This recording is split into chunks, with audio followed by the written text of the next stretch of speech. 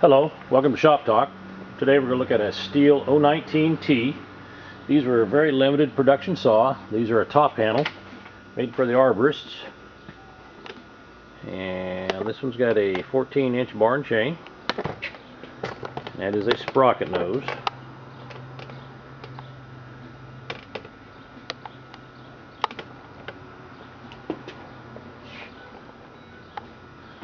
And let me show you a few things.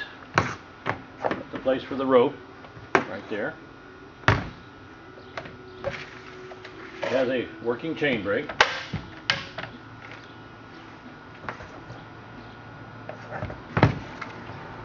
And it works, runs good.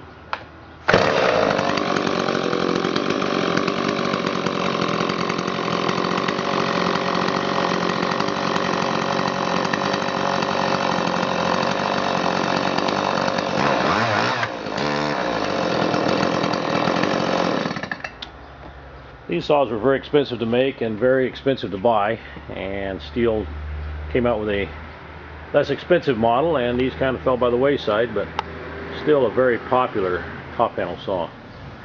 We'll go outside and make a cut with it.